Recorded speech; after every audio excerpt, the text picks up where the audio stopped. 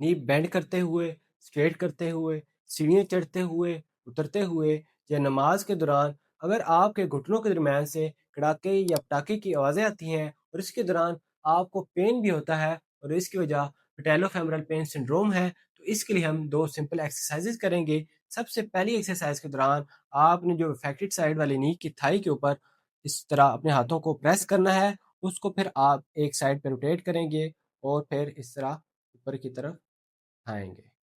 फिर आप इसको दूसरी साइड पे रोटेट करेंगे और फिर इस तरह इसको ऊपर की तरफ आएँगे। दूसरी एक्सरसाइज आप उल्टा लेट के परफॉर्म करेंगे। इसके दौरान आपने एक्टेड साइड वाली नी को 90 डिग्री के एंगल तक फोल्ड करना है। यहाँ पर आप इसको 5 से 10 सेकंड के लिए रोक के रखेंगे और फिर आराम से रिलैक्स कर लेंगे। याद रहे कि इसके दौरान आपका जो एंकल है और आपका नी है उसकी अलाइनमेंट सेम होनी चाहिए।